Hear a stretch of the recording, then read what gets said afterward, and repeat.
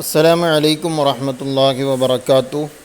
മൂന്നാം ക്ലാസ്സിലെ തജ്വീദുൽ ഖുർആൻ ഒന്നാം ഭാഗത്തിലെ 10ാമത്തെ പാഠം അൽ ഇദ്ഗാമു ബിഗുന്ന. ഇദ്ഗാം ബിഗുന്ന രണ്ടാമത്തെ പാഠമാണ്. ഇദ്ഗാം ബിഗുന്നയെക്കുറിച്ച് നമ്മൾ പറയാൻ പോകുന്നത് ഇൻഷാ അല്ലാഹ്. ഇദ്ഗാം ബിഗുന്ന എന്താണെന്ന് നമ്മൾ ഒന്നാമത്തെ പാഠത്തിൽ പഠിച്ചു. സാക്കിനായ നൂനിൻ്റെയോ തൻവീനിൻ്റെയോ ശേഷം നൂന്, വാവ്, മീം, യാ ഈ അക്ഷരങ്ങളിൽ ഏതെങ്കിലും ഒന്ന് വന്നാൽ ഗുന്നത്തോടുകൂടി ഇദ്ഗാം ചെയ്യണമെന്ന് നമ്മൾ പഠിച്ചു. ഇൻഷാ അല്ലാഹ് ഇനി നമുക്ക് നോക്കാം. യൂമിനു എന്നതിലെ 4 അക്ഷരങ്ങളിലൊന്ന് നൂനിൻ്റെയോ തൻവീനിൻ്റെയോ ശേഷം വന്നാൽ ഇദ്ഗാം ബിഗുന്ന ചെയ്യണമെന്ന് നാം പഠിച്ചുവല്ലോ. യൂമിനു എന്ന് പറയുമ്പോൾ നോക്കി, യാ ഉണ്ട്, വാവുണ്ട്, മീമിൻ്റെ, നൂനുണ്ട്, ആ 4 അക്ഷരങ്ങൾ. കൂടുതൽ ഉദാഹരണങ്ങളിലൂടെ നമുക്ക് ഇദ്ഗാം ബിഗുന്ന പരിശീലിക്കാം. കൂടുതൽ ഉദാഹരണങ്ങൾ പറഞ്ഞ് പഠിക്കുക എന്നുള്ളതാണ് ഈ പാഠത്തിലൂടെ ലക്ഷ്യമാക്കുന്നത്. അപ്പോൾ ഒന്നാമത്തെ ഉദാഹരണം മയ്യശാ. സാക്കിനായ നൂനിന് ശേഷം എന്ത് വന്നോ? യാ വന്നു. ഇനി മസലമ്മ ബഉലതൻ. മസലമ്മ തൻവീനിന് ശേഷം, ലാമിന് തൻവീനാണ്, തൻവീനിന് ശേഷം മീമും വന്നു. അതേപോലെ അതിൻ്റെ ഒന്നാമത്തെ അയ്യലിരിബ. സാക്കിനായ നൂനിന് ശേഷം യാ വന്നു. സാക്കിനായ നൂനിൻ്റെയോ തൻവീൻ്റെയോ ശേഷം വരിക എന്നുള്ളതാണ് നമ്മൾ പറഞ്ഞത്. ഇവിടെ വുജൂഹുൻ യൗമ തൻവീൻ ലമ്മിന് ശേഷം യാ വന്നു. യൗമ ഇദിൻ നാഇമ തൻവീന് ശേഷം നൂന് വന്നു. ഗുന്നത്തോടു കൂടി ഇദ്ഗാം ചെയ്യണം. ഗുന്നത്ത് എന്ന് പറഞ്ഞാൽ എന്താണ്? നമ്മൾ ഷദ്ദുള്ള നൂനിനെ കുറിച്ച് പറഞ്ഞിട്ടുണ്ട്. അവിടെ നമ്മൾ പറഞ്ഞിട്ടുണ്ട് തരിമൂക്കിൽ നിന്നും വരുന്ന രാഗത്തിനാണ് ഗുന്നത്ത് എന്ന് പറയാന്നൊക്കെ. ഇനി മിം വലിയ്യിൻ വല രണ്ടെണ്ണം ഇവിടെ. സാക്കിനായ നൂനിന് ശേഷം വാവ് വന്നു, തൻവീന് ശേഷം വാവ് വന്നതും. അപ്പോൾ എങ്ങനെ ഇദ്ഗാം ചെയ്ത് ഇദ്ഗാം ഗുന്നത്തോടു കൂടെ ഓതും? മിം വലിയ്യിൻ വല, ആ രൂപത്തിലാണ് അവിടെ ഓതേണ്ടത്. ഇനി അടുത്തത് ളുലുമാതും വറഅദും വബർഖ്. 2 തൻവീന് ശേഷം വാവ്, ഇവിടെയും തൻവീന് ശേഷം വാവ് വന്നു. 2 ഉദാഹരണത്തിലും തൻവീന് ശേഷം വാവ് വന്നു. ഇനി സിനത്തും വലാനവും. സിനത്തും വ തൻവീന് ശേഷം, തൻവീൻ ലമ്മിന് ശേഷം വാവ് വന്നു. ഗുന്നത്തോടു കൂടെ ഇദ്ഗാം ചെയ്യണം. ഇനി അടുത്തത് മിമ്മ ഇമ്മഹീൻ. മിമ്മ കണ്ട, സാക്കിനായ നൂനിന് ശേഷം അവിടെ എന്താ വന്നത്? മീമാണ് വന്നത്. അടുത്ത് മാ ഇൻ, അവിടെ കണ്ട തൻവീനിന് ശേഷം എന്ത് വന്നു? അവിടെ മീം വന്നു. മിമ്മ ഇമ്മഹീൻ. അപ്പോൾ സാക്കിനായ നൂനിന് ശേഷം മീം വന്നു, തൻവീനിന് ശേഷം അവിടെ മീം വന്നു. ഇനി സുറുറും മർഫൂഅ തൻവീനിന് ശേഷം മീം വന്നു. അവിടെ നമ്മൾ ഇദ്ഗാം ബിഗുന്ന ഗുന്നത്തോടു കൂടി ഓതി.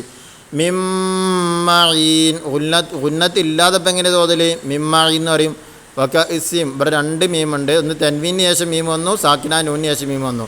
അപ്പോൾ ഗുന്നത്ത് ഇല്ലാതപ്പോൾ എങ്ങനെ അവിടെ ഓതുക? വകഇസിം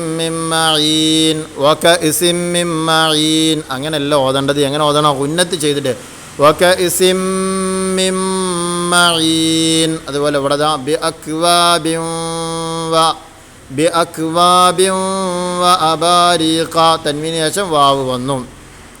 ഉന്നത്തില്ലാതെ ഓതുമ്പോൾ എങ്ങനെ ഓതൽ? ബിഅക്വാബിൻ വഅബാരിഖ, ആ രൂപത്തിൽ ഓതിപ്പോവും. അങ്ങനെയല്ല ഓതേണ്ടത്. നിയമം അനുസരിച്ച് ഉന്നത്തോടു കൂടെ ഓതണം. ഇനി അടുത്തത് ഫദക്കിർ ഇൻ നഫഅതി ദിക്റ.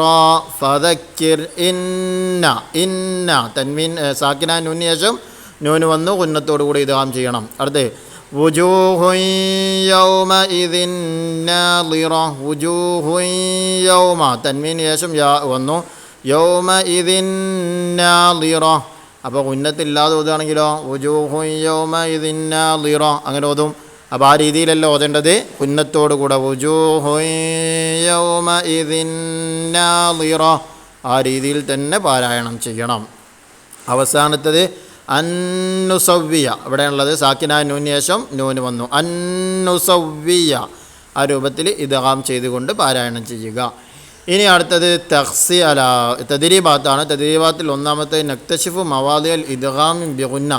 ഇദ്ഗാം ബിഗുന്നൻ്റെ സ്ഥലങ്ങൾ ശ്രദ്ധിച്ചുകൊണ്ട് ഓതാനാണ്. അവിടെ ഉന്നത്ത് ചെയ്തുകൊണ്ട് ഓതുക എന്നുള്ളതാണ്. ഇവിടെ ഈ റെഡ് കളറിൽ അടയാളപ്പെടുത്തിയ ഭാഗങ്ങളിലൊക്കെ ഇദ്ഗാം ബിഗുന്നയുണ്ട്. വേറെ ഭാഗങ്ങളിലുണ്ടോ എന്ന് നിങ്ങൾ കണ്ടെത്തണം. അപ്പോൾ നമുക്ക് എങ്ങനെ ഓതാം?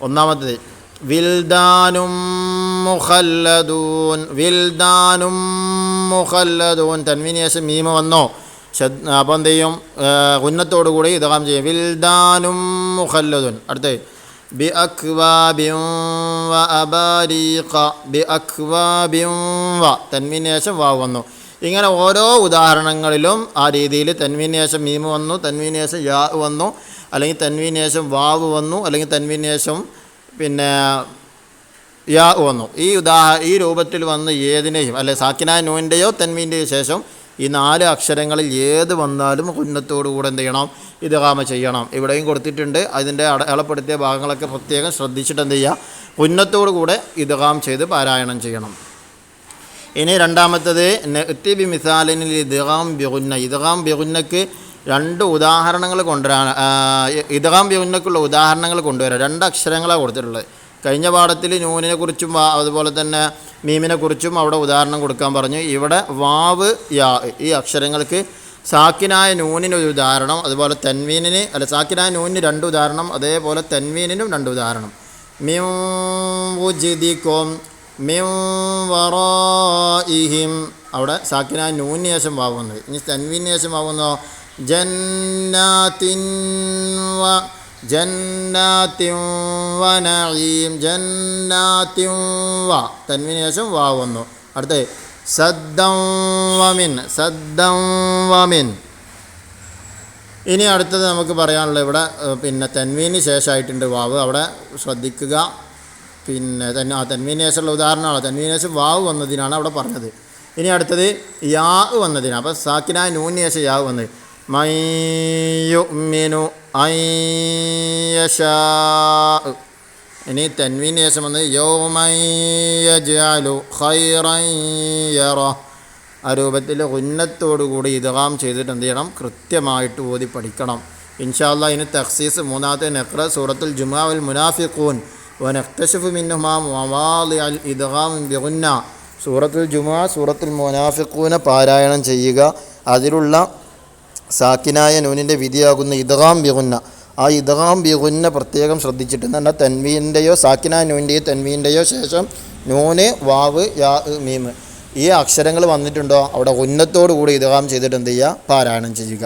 അതിൽ രണ്ടാമത്തെ നഹ്ഫദു സൂറത്തുൽ ആദിയാത്ത് വൽ ആദിയാത്തി ളബ്ഹ ഫൽമൂരിയാത്തി ഖദ്ഹ എന്ന് പറയുന്ന ആ സൂറത്ത് കാണാതെ പഠിക്കുക എന്നുള്ളതാണ് കാണാതെ പഠിക്കേണ്ട ഭാഗങ്ങൾ തജ്വീദുൽ ഖുർആൻ്റെ ബാക്ക് സൈഡിലുണ്ട് അവിടെ നോക്കിയിട്ട് കൃത്യമായിട്ടത് പഠിക്കുക ഇൻഷാ അല്ലാഹ് ഇതോടെ പാഠം അവസാനിച്ചു എല്ലാവരും പരീക്ഷയ്ക്ക് വേണ്ടി കൃത്യമായിട്ട് കാര്യങ്ങളൊക്കെ മനസ്സിലാക്കി പഠിക്കുക അല്ലാഹു സുബ്ഹാനഹു വ തആല എല്ലാവർക്കും ഉന്നതമായ വിജയം നൽകുമാറാകട്ടെ ആമീൻ അസ്സലാമു അലൈക്കും വറഹ്മത്തുള്ളാഹി വബറകാതുഹു